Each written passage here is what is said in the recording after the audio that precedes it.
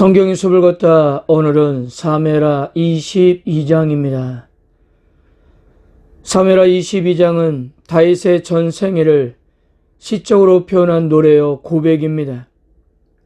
대부분 학자들은 22장도 과거에 있었던 다윗의 고백을 사무엘하의 제일 마지막 부분에 기록하고 있는 것으로 보고 있습니다.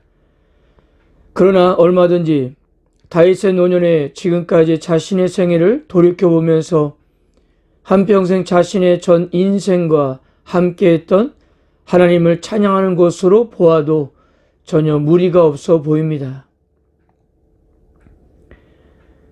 그런데 다윗의 전 생애를 담은 이 시가 사무엘하 마지막 부분에 기록하고 있다는 것은 큰 의미가 있습니다. 무슨 말인가 하면요, 우리가 지난 3개월 동안 사무엘상 1장부터 하루에 한 장씩 공부해 왔는데요, 혹시 여러분들은 기억하십니까? 사무엘상은 누구의 이야기로부터 시작되었죠? 바로 엘가나의 가정 이야기로 시작했습니다. 자식이 없는 한나가 성전을 차릴 때마다 통곡하면서 기도했습니다. 결국 하나님께서 은혜를 베푸셔서 그녀에게 사무엘이라는 아들을 주셨어요. 사무엘상 2장에서 하나님께 서운한 대로 한나는 젖을 뗀 사무엘을 하나님의 장막에 맡깁니다. 이렇게 아들을 성막에 데려다주고 하나님을 찬양했던 노래가 사무엘상 2장 1절에서 10절인데요. 오늘 다윗의 노래와 깊은 연관성을 지니고 있습니다.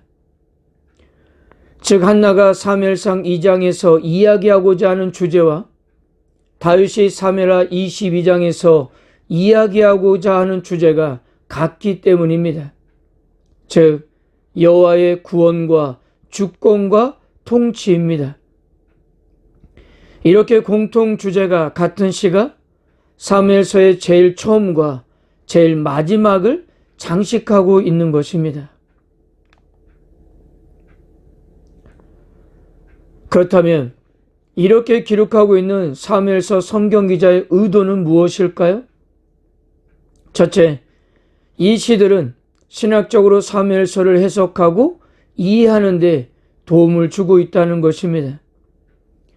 즉, 이스라엘과 다윗의 역사는 권력과 갈등의 이야기가 아닌 바로 하나님의 주권적인 역사였다는 거예요.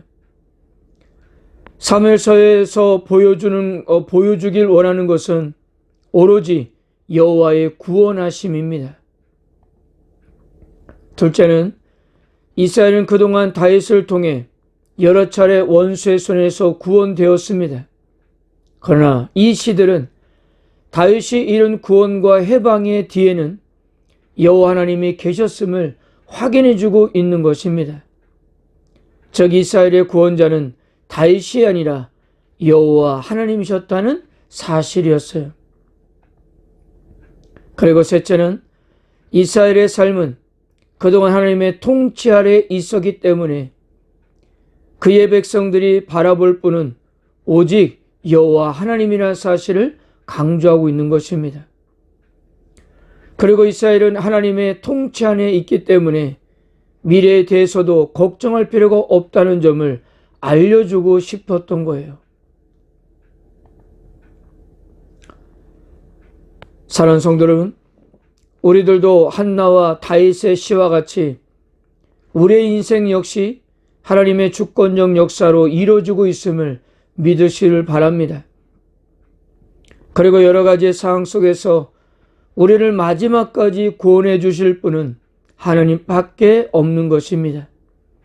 또한 우리가 걸어갈 미래도 한치의 오차 없이 인도하시는 하나님께서 우리와 함께 하십니다. 그러므로 우리들이 오로지 바라볼 분도 하나님밖에 없다는 거예요. 1절은 이렇게 시작합니다.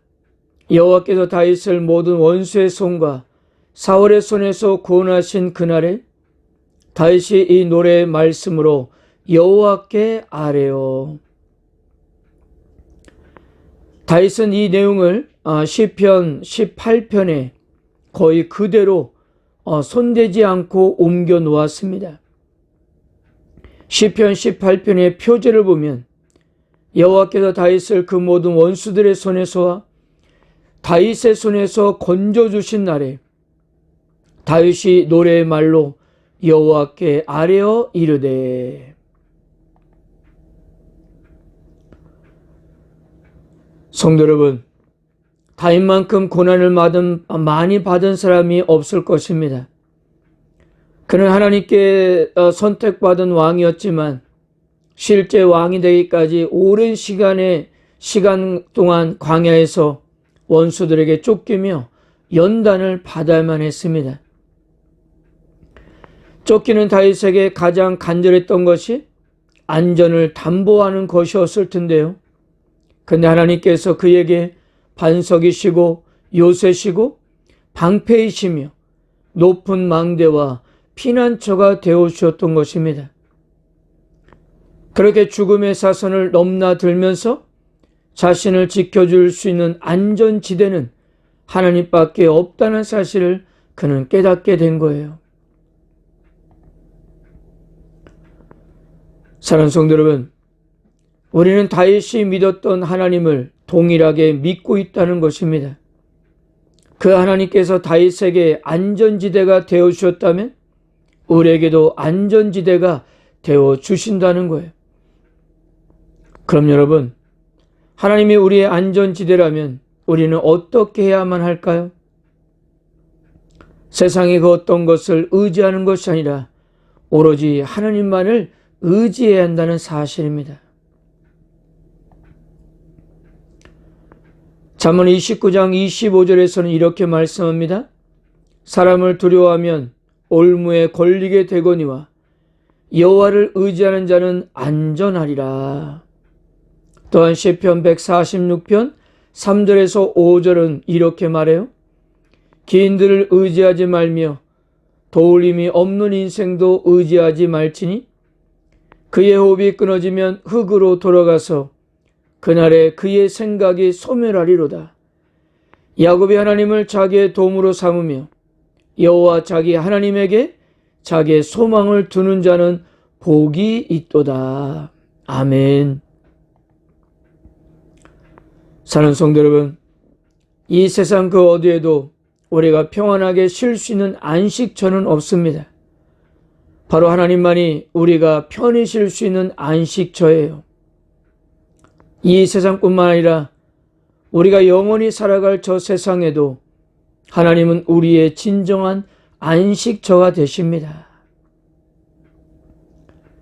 이것이 믿는 성도들의 소망이지 않아요? 비록 이 땅을 살아갈 때는 건강치 않아도, 가난하게 살아도, 무엇인가 아쉬움이 많아도 우리의 진정한 안식처가 되시는 하나님은 지금부터 영원토록 우리를 지켜주시고 보호해 주시기 때문입니다. 오늘 이 다윗의 고백이 여러분들의 고백이 되어 하나님만이 우리의 영원한 안식처가 되신다는 사실을 믿고 하나님만을 의지하며 살아가는 하루가 되시길 바랍니다. 오늘은 사무엘하 22장의 말씀을 좀 더 충분하게 한번 읽어보시고 음미해 보시고 묵상해 보시는 하루가 되었으면 합니다. 그래서 이것이 동일한 우리의 고백이 되기를 바랍니다. 아멘.